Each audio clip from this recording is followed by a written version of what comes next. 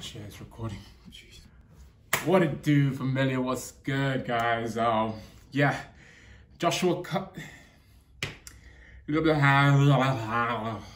Father Almighty. Yes, guys, Joshua Conde here. What is good? What is good? What it do? Yes, what it do, familiar? Why are you shouting? What it do, guys? Coach Joshua Conde here. Finally doing this video, fixing muscle imbalances. Before I do so, just a reminder, this is shot during lockdown here, lockdown 3 in the UK. The only reason I can explain this, but thank goodness the Lord blessed me with some great looks. So, you know, you can deal with this for now. Right, guys, I do have some notes here because I want to make sure this is structured. I don't want this to just be a rant on me just literally going on in tangent. Finding some structure to this so you guys can actually understand and learn from this. Okay, so fixing muscle imbalances. First things first, my approach on this, all right, guys, it's quite simple. This is conceptual and it's not a principle approach, okay? So meaning is this is not a here is what you should do approach for everyone. No, okay? This is just conceptual overviews using the science and just a little bit of experience as well in regards to my thoughts on things. And feel free to, of course, look things up yourself. But this is the kind of things I've learned in 9 years of doing things wrong and also doing things right by accident. So that's pretty much my experience and things here, and obviously my background in regards to my qualifications and studies, and currently as well taking on a nutrition diploma. So guys, first things first, like I said, we want to now look at the fact of, do you really have something that needs fixing when we call muscle imbalances? I mean, just to give some concept to this, do we actually think that our bodies are meant to be perfect symmetrical wise? I mean, do we think that some people are out there with a perfect symmetry physique? Bear in mind, okay, obviously my background is more towards bodybuilding. I even have to tell some of my first time competitors, you know, do not think that those guys you see on the main stage, whether in the natural, in regards to the IFBB or whatever, you know, do not think that they have everything proportion wise exactly left and right side matching exactly the same. That's the whole point of posing. You're meant to show your best in the best way possible. That's why there's people showing angles, this and that, one bit slightly forward and so on, you know, double bicep with this one leaning up a bit higher, whatever, because it's trying to hide the fact that one bicep is bigger than the other. I mean, it's just the way it is. We are not built with a perfect symmetry. I mean, we're not made like that. It's very rare to see someone actual perfect symmetry in regards to the shape of the muscles on one side of the body to the other side of the body. If we literally put a plane right down the middle of the front of them, it's not going to happen. However, yes, you know, on the cover of a magazine or anything, you can pose to try and make it look like you are, you know, try to really show that you are symmetrically there. And that's the whole point.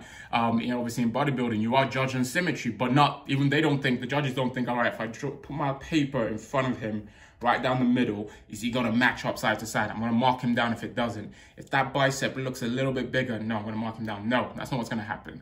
All right. So it's literally, again, in regards to bodybuilding terms, symmetry is in regards to how well it can look, you know, in the balance of the whole physique and the flow. So regard mainly like top half, bottom half, no legs, upper body. Yeah, it's not really going to get much points for that. All right. That's the easiest example there.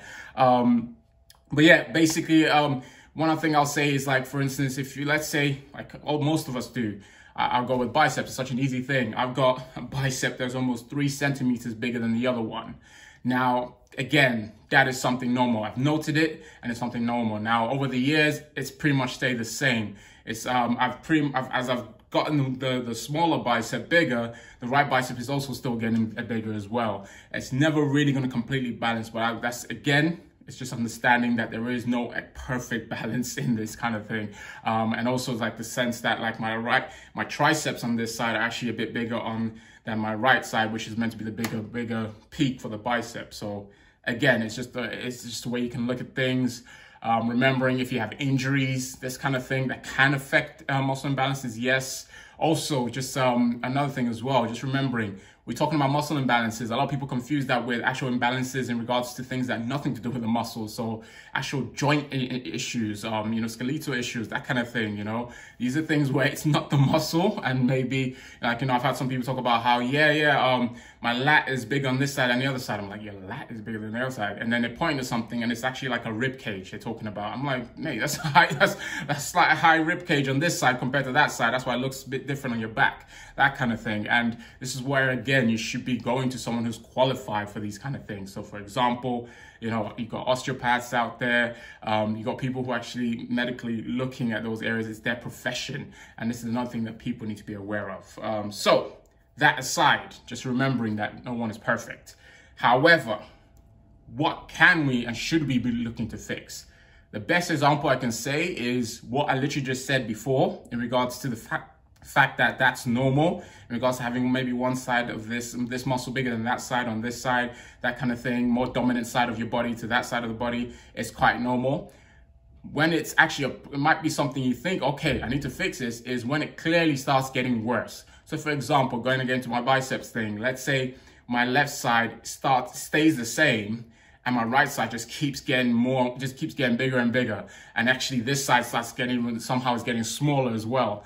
Now that's something you need to, look at, I need to fix that because clearly there's something I'm doing wrong here and it's probably down to your training as well. Again, still look at qualified people towards this. I really recommend osteopaths because there's a lot of things where a lot of people realize alignment issues in their body could be something hindering them from actually being able to do a more balanced work. Because as you know, when we train, we do things bilaterally, which means obviously both together mostly. We don't really do, not too many people like to do too much unilateral work, which is one at a time. But what happens is as you're obviously getting stronger and building strength with these movements that are bilateral too at the same time, if you have some imbalances in your body in regards to the fact of your alignment issues and everything, it might be hindering you from being able to perform that exercise to be able to hit both sides of your muscle. All right.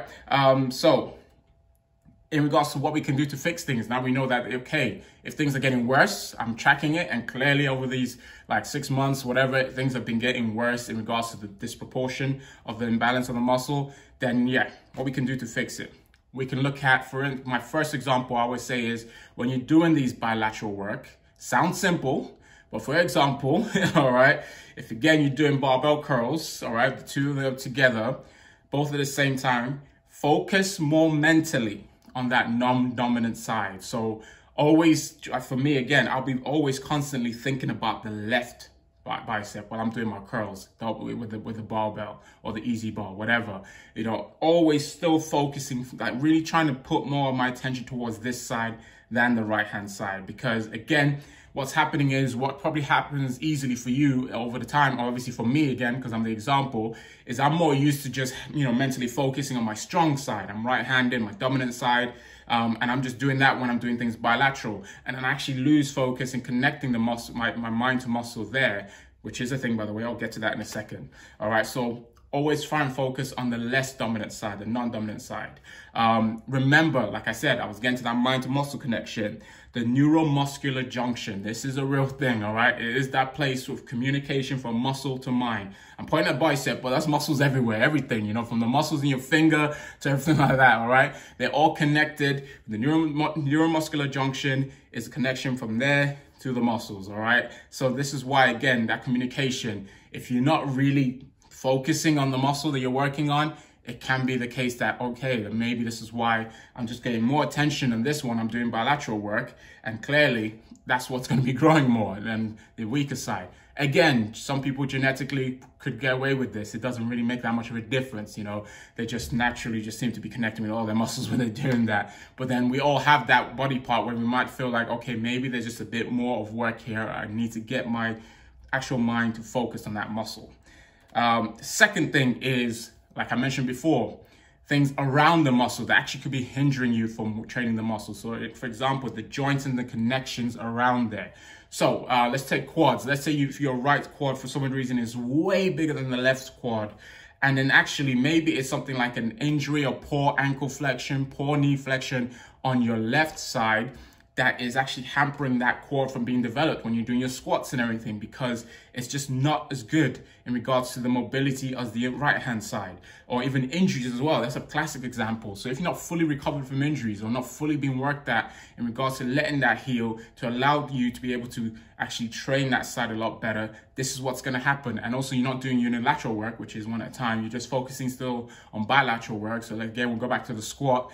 Then again, that right side is always going to be doing more of the work and just seems to be doing, getting more connection. Again, because all the joints and all the muscles and the connections around it just seem to be obviously well oiled. They're actually working. So this is where, again, I would look at, again, alignment issues, osteopaths, chiropractors, these kind of people who can actually possibly be able to point out in regards to where there is some problems around the muscle that need to be worked on.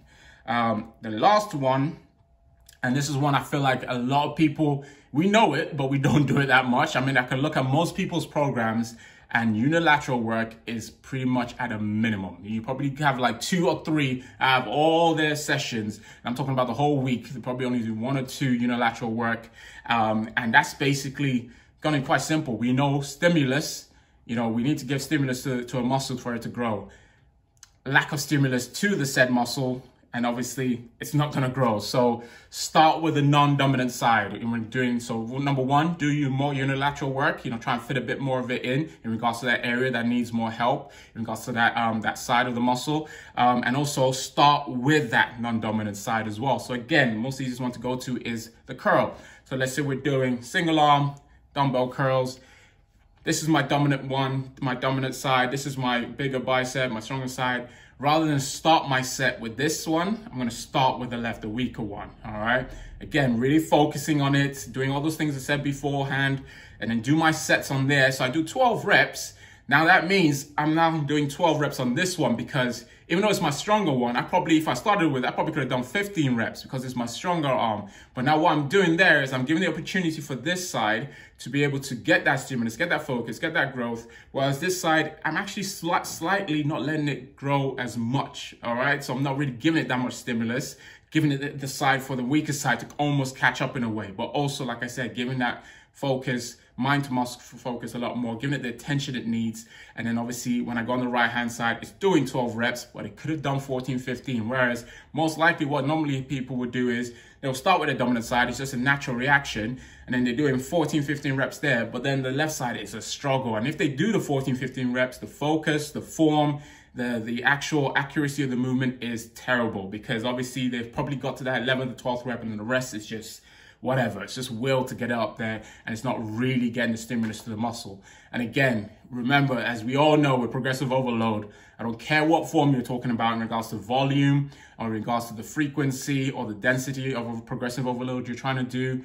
Number 1 thing, if the form and accuracy of the movement is not correct, the range of motion is not correct, forget it. It's not, all right? You need to have good form, and that's the base of everything. So again, that's a classic example of how the left side could have been, it's not getting the growth it needs, because you're always starting with your stronger side, and then the left side is trying to play catch up to the stronger side, which is never going to be, and you're not even giving it the opportunity to do that. And that's pretty much it for me in regards to fixing muscle imbalances. Hope it helps, guys. I guess, what is this, YouTube now, isn't it? So yeah, if you do like it, guys, hit the like button. Comment your thoughts, please do so. And yeah, subscribe, because there's going to be actually a lot more coming from me here on this channel. Not all fitness related or bodybuilding related. I'm going to have fun with this actually, because I don't know, I feel this urge to just really just put out who I am more on here, my personality on this channel. And yeah, we'll see how it goes.